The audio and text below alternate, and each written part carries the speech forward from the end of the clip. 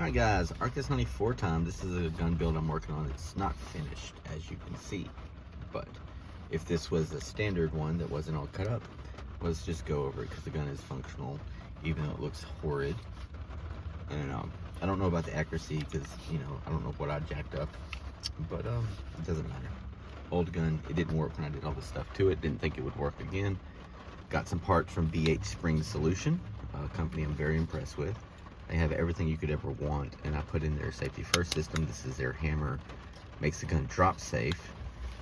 So when you have the gun loaded and there's one in the chamber, if you want to put it on safe, all you have to do is engage the hammer, and it safely kind of like decocks it. It's like a reverse decocker. At this point, your trigger's locked out, your slide is actually locked out, and your hammer is locked out, and you got one in the pipe ready to go. So you can carry it hammer down, you can reholster it without having to put the thumb behind it, and it's drop safe. Then, when you do your normal battery arms, you sweep off your safety, boom, spring load jacks back the hammer, slide moves, your hammer is lockable, and your trigger works. So, this trigger is freaking phenomenal. With the high power ones, they have a trigger shoe has a bar that actually connects with the frame, so you have a super short travel trigger. They have a magazine safety thing, and BH Springs has stuff that cleans that up and whatever. It made my trigger really gritty, and I didn't want the extra weight on it. And I replaced everything with springs from them because this gun didn't work when I bought it. The spring actually fell apart in your hand. But now, so you have a short take up that's completely dead. But here's your wall, and it's a crisp, clean break. Boom, but that's your travel. It doesn't travel further. You can't over squeeze it.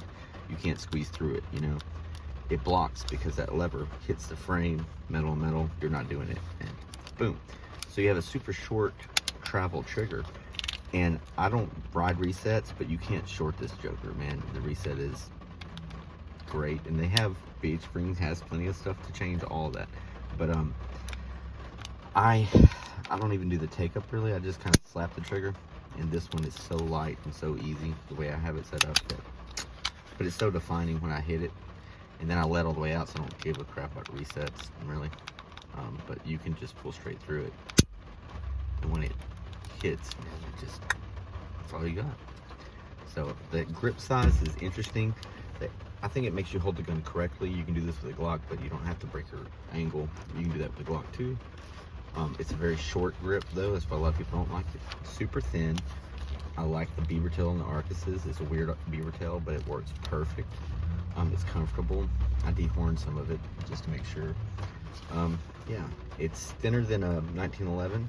You got a 4.6 inch barrel, so it's optimal for 9mm as far as bullet expansion if you care about that. They have the commander size ones like in the 98s and stuff, and even in the 94s. I think the difference is the frame, but not sure part compatibility. But yeah, dude, I had the super long slide release, but it was so easy to hit, I couldn't get my gun to lock back, so I went with the standard. But anyways, great carry pistol, great truck gun, great competition gun, great anything gun, and you get that feel of a real metal gun.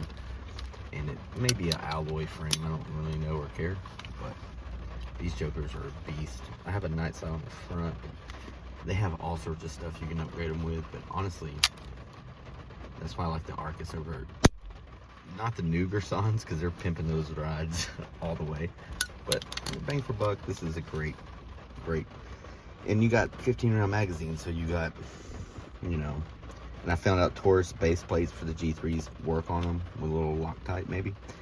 So you really have a 2011 style competition gun for $100-something bucks normally if you can find them. Or again, Kyrgyzstan, you can do all the same crap with Kyrgyzstan. But this platform is highly underrated because people don't understand it. But it's actually one of the best things, and it's an upgrade from the 1911 by designing from James Browning started, It's his evolution of the gun, and he had a good reasoning for it. We don't give it the spot it's due before the CZ75, when you get to the real classic innovative guns that ever came out. 1911, this, CZ75, Berettas, go down the list. But this one is very, very relevant for today.